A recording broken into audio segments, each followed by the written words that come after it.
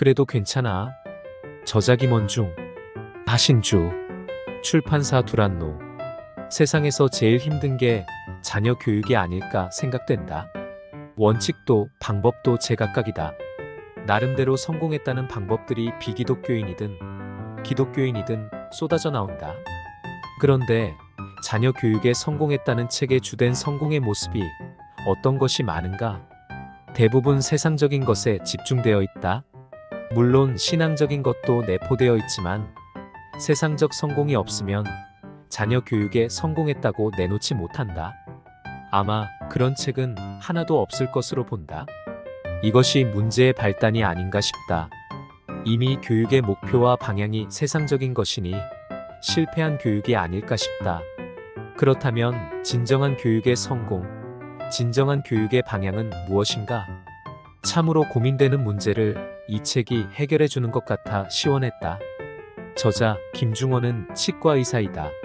이후 신학을 한 목사이다. 그의 부인은 온누리 교회 하용조 목사님의 동생 하신주 사모이다. 두 분이 인투 사역을 시작했다. 인투 교육의 원리를 성경에서 발견하고 적용하여 수많은 임상의 성공 결과를 낳았다.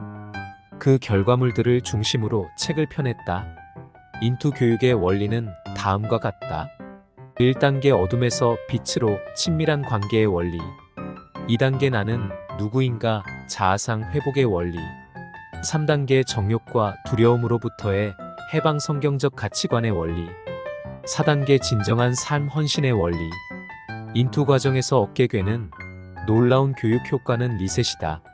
세상적이고 사탄적인 사고방식에서 믿음의 사고방식으로 바뀔 때 상상할 수 없는 기적과 변화가 일어난다. 이는 우리가 믿음으로 행하고 보는 것으로 행하지 아니함이로라고 후 17. 하나님은 우리가 믿음으로 살라고 하지 보는 것으로 살라고 하지 않는다.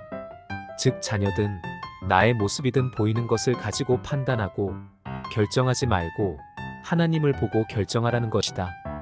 자녀의 지금의 행동을 보고 뭐가 되겠다? 안 되겠다 하지 말라는 것이다.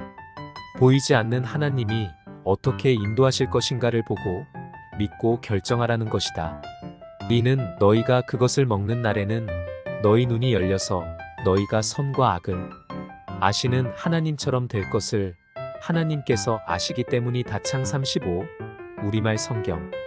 사단은 눈을 뜨게 해주었고 아담과 하와는 눈을 떠서 자신의 부족한 점을 보고 상대방의 잘못된 점을 보기 시작한 것이다.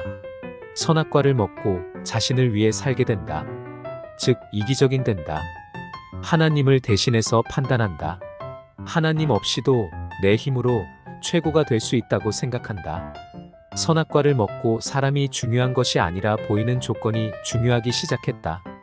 마칠장의 집이 무너진 것은 모래 위에 세웠기 때문이다. 무너지지 않은 것은 반석 위에 세웠기 때문이다. 바람이나 창수가 원인이 아니다. 즉 세상의 고난과 환난 때문에 우리와 자녀들의 삶이 무너지는 것이 아니다. 우리가 믿음 위에 삶을 세우지 않았기 때문에 무너지는 것이다. 즉 하나님이 하신다. 보이지 않는 하나님께서 다 대책이 있으시다. 우리 자녀들을 도와주시고 인도해 주시고 능력을 주시고 사용하신다는 믿음이 없기 때문이다. 이젠 믿음으로 승부해야 한다. 보이는 것으로 말해서는 안 된다. 하나님을 믿으니 또 나를 믿으라. 하나님을 믿으니 자녀를 믿는 것이다. 소년원 아이들이 부러운 강남의 고등학생들이라고 한다. 왜 강남의 학생이 소년원 아이들을 부러워하는가?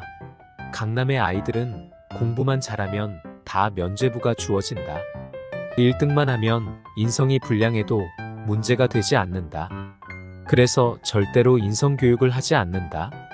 그러나 소년원 아이들은 인성교육을 받아서 부럽다고 한다.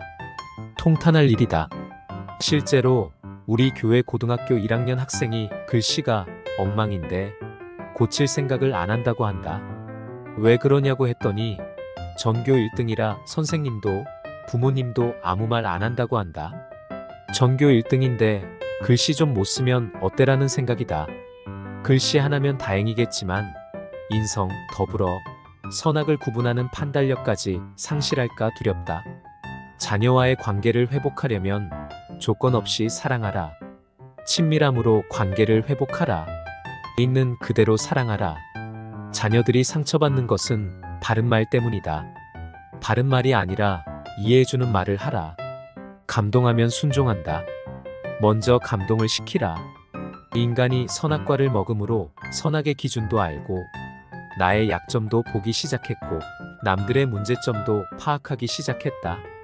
이 눈을 뜨지 말았어야 했는데 나와 남의 악을 보는 눈은 감고 하나님을 보는 눈은 떠야 한다. 우리 자녀들은 울고 있다. 세상이 정해놓은 기준에 도달하지 못함으로 절규하고 있다.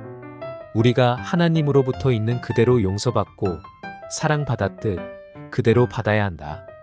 그대로 사랑해야 한다. 조건 없이 수용해야 한다. 그러면 자연스럽게 자신을 찾고 하나님의 형상을 닮아갈 것이다. 이것을 가정에서부터 해주어야 한다. 교회에서부터 회복해야 한다. 그냥 안아주자.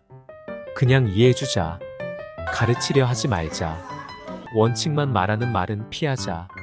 받아주고 친밀한 말을 먼저 하자. 나의 상처를 먼저 내어놓자. 나의 죄성 연약함을 솔직하게 드러내놓자. 그리고 하나님이 받아주심을 경험하고 자녀들이 그 모습을 보게 하자. 그런 내 모습을 사랑하시는 하나님을 전하자.